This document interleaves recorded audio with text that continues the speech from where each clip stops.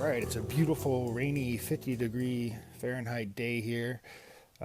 Decided to actually clean up the garage a little bit, but before I do that, as I was putting away my stuff, I decided to grab my gloves and just go over what motorcycle gloves I have and what I use them for, which is obviously riding a motorcycle, but different conditions.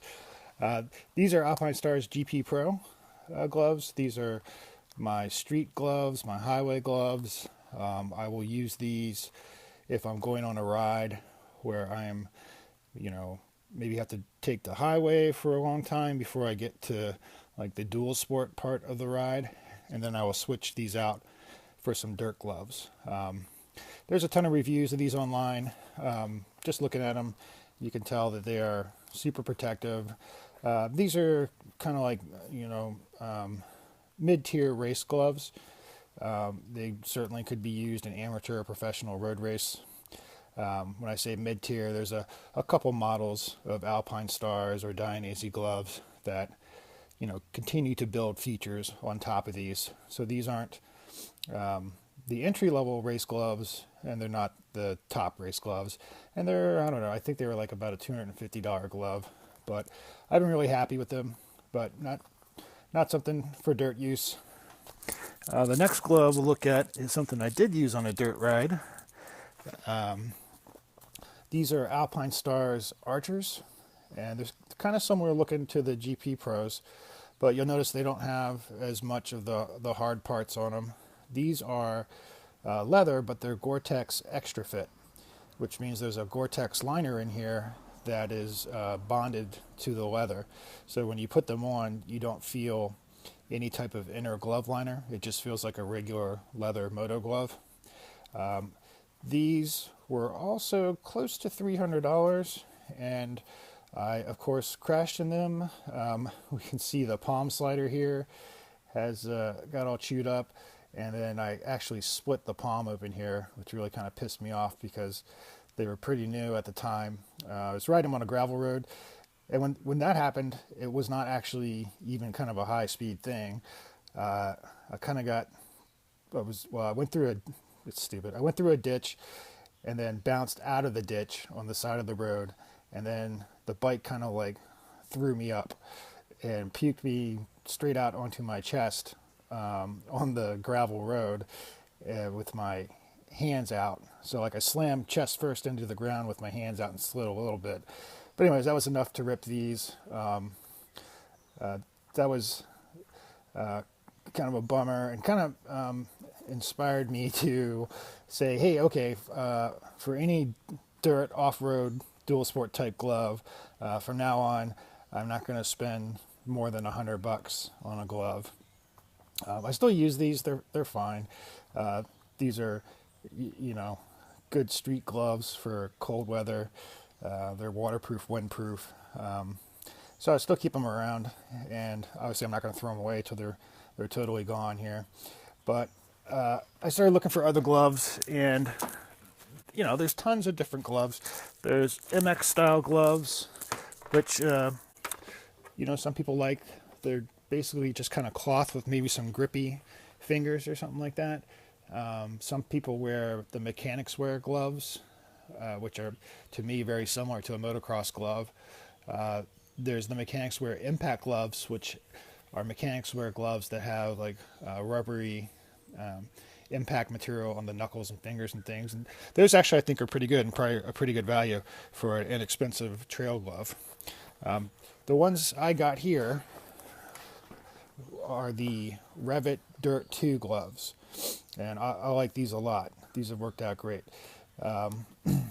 These have a very big hard shell knuckle here with a lot of padding, and they have padding here on the wrist closure. It's kind of a mid-cuff glove, whereas some motocross gloves kind of just close right here. This will come up a little bit more above your wrist. So this is padded, and this is a hard part here. The fingers have these rubbery raised protectors with padding underneath them. Okay. Then on the palm of it, it has a really big rubbery palm slider with a lot of padding underneath there, and padding there to protect the small bones of your hand. Because, you know, oftentimes you go down and you just kind of throw your hands out as a reflex, and that's going to take a big hit. The palm is leather, and then it has a reinforcement patch here where you generally grip your bars. And then a feature on the pinky is there is padding, and the pinky is completely captured in this leather panel, which is a big deal because if it's just like a cloth glove or a leather glove that just has the seam exposed here, if you do ride dual sport with it on the street and you go down and you're sliding your hand like this, then that seam, if it's not captured, is probably going to disintegrate, and so will the glove around your pinky, and then it'll be your pinky being scraped across the pavement there. So I always look for that. That's kind of like a must-have for me on any motorcycle glove. The fingertips here on the pointer and the thumb are smart fingertips, so they will work with like an iPhone or an Android. Most GPS screens work by pressure, but the smartphone screens and iPad work by electrical conductance. So these, whatever this material is, allows it to you to use those with your gloves still on. So that's pretty handy sometimes, especially if you use your smartphone for a GPS or to look at maps and things. The material part of it is this mesh stuff, Dynex mesh, whatever kind of space age fabric, and then it's regular cloth between the fingers. Well, it's abrasion resistant cloth, but it's not a mesh. So I'll just put it on here. So it has this Velcro wrist closure, and you can see that piece protects my outer wrist. And these are good. I mean, they obviously don't have the dexterity of a MX glove, but the MX glove doesn't really have any protection. So I'm always looking, because of my habit of crashing into things, for a little more protection.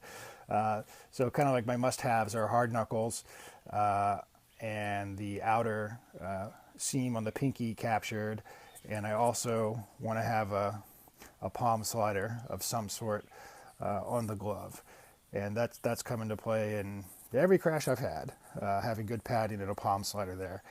You're just going to hit that part, and then you're also going to kind of scrape that part. Ah.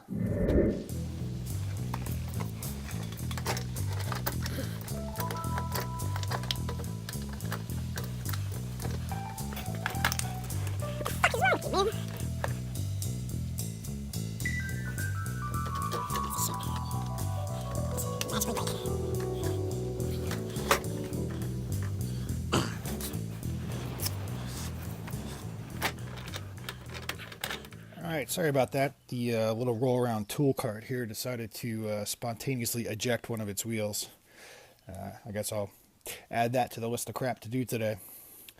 Anyways, as I was saying, certain features I'm always looking for is captured outside pinky, a palm slider of some sort. I like to have at least a mid-cuff glove like this, and a hard knuckle for the trail. There are no trees in the path or branches or big ass rocks on an MX track, so my opinion is leave the MX gloves for the MX track and use trail gloves for the trail. Now these breathe very well with the mesh type material here. They're obviously going to get sweaty in the summer, any glove is, but these I've used these on camp outs, ride camps, and by the next day, unless it's like really humid outside, they're dry again. But it doesn't really matter. It's just as well as I do, it's just something you're gonna have to deal with. But they do let in air good, so if you are riding at in an open area where you can get some speed going, you can dry them out and they'll air out on their own as you ride. But definitely good. I think it was $110 for these gloves. So at the upper end of my rule for keeping it $100 or so for gloves, but well worth it. Made very well and has a good combination of features here. Now the next glove I got was I just got these this last winter for cold weather use. It's a very similar glove to the Dirt 2. This one is from Alpinestars. This is called the Rage Drystar. They market this as a street sport glove, which is kind of weird considering some of the features of it. But it's supposed to be for street riders, sport bike riders, stunt riders, I guess, who want a aggressive street glove that is waterproof. Okay. I saw these and I thought that's going to make a really good cold weather, crappy weather dual sport glove. So it has Alpinestars Drystar liner in it. Now it's different from Goretex. It's the same concept. It is a waterproof, breathable membrane. Is it as effective as Goretex? No, as far as just total performance. Nothing is as effective as Goretex that I have found. Is it close enough for trail riding use? You bet. And it's also about a $105 glove instead of a $300 pair of gloves with the Goretex. So for a glove that you won't feel too bad if you tear it up, but still want waterproof breathability, Drystar or all the other manufacturers have kind of like a Goretex alternative. And it's totally fine.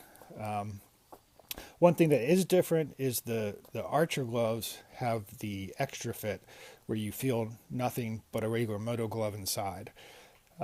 This Drystar glove is a Drystar liner. It feels kind of like you're wearing a very lightweight winter glove. Like you have that feel of just like a little bit of liner inside of it. It's not uncomfortable or anything. It just makes it feel more like a regular type glove than a very thin type Moto fit. And so that's another one of the things you know giving up when you go to Drystar from Goretex. Although Alpinestars does have a couple glove models where I think they call it their Mick Fit, where they are Drystar and they use a similar bonding technology to the Goretex Extra Fit, so you don't feel anything. But I really haven't found it to be a problem. It's not uncomfortable. It's not weird feeling, and it is definitely not thick and bulky feeling like a winter glove. It just feels like more like a traditional men's glove. All right. So the features of this, besides the Drystar, are it has the hard knuckle that I like to have. It doesn't have quite the same finger protection as the Dirt 2s, but it does have padding and everything on here. It does have a completely captured outside seam on the pinky by another leather panel. It has the Alpinestars kind of trademark finger bridge here, which has come into play for me like the slider on the palm in crashes where you're sliding and your pinky wants to like tuck under your hand and like you can get your pinky jacked up pretty good, break it doing that. So if I can get that, I will definitely take it. It has a little reflective stripe here. Okay, the palm is leather. Okay, it's all leather between the fingers and everything. It does have this kind of heavy abrasion fabric as a reinforcement sewn in here, and same on the thumb. It does not have smart touch fingers, which is kind of a bummer, but I can live without it. The palm itself has a nice slider on it and goes into a nice big pad right here. And you've probably been seeing this big kind of goofy looking thing on it and saying, what the hell is that? That is a rubbery piece here that has a bunch of dense padding behind it. And I first thought it looked kind of goofy, but because I wanted the other features of the glove, I was like, whatever. But let me put it on, I'll show you. All right, so it's got the same kind of Velcro closure as the Dirt 2s. Oops. But you can see this padded piece goes around your wrist bone and goes all the way up here. And it kind of pretty much goes up to where like my elbow pads stop. So it's a pretty fair amount of padding and this harder rubber type raised surface here, so it's extra protection. It's not annoying or anything when you're wearing it. You don't feel it. It will tuck inside your jacket sleeve or under your jersey sleeve, or you can leave it out. But it's definitely, you can see if you throw your hand down, like, oh, I crashed. There's that rubbery padded piece is going to be right there on your wrist bone. So it's actually pretty cool, even though it might look a little weird. I've had these gloves out in the 20 degrees Fahrenheit in snow and sleet and all that kind of stuff, and they've actually been very comfortable gloves. Very warm. They are definitely windproof. They are definitely weatherproof, waterproof gloves. They maybe just don't breathe quite as well as Goretex. I found that that's the main thing with Goretex, is that it probably breathes better than any other type of specialty fabrics for waterproofing. But this is pretty close, and it's a third of the price. So I was real happy with these, and they met the price point I was looking to get, and they are a CE certified glove as well. But I like this type of glove for off-road trail use and back road riding, things like that, or dual sport riding, versus an MX style glove. I just want the extra protection, both for the road portion of the ride and for if something were to happen off-road where I take a tumble again.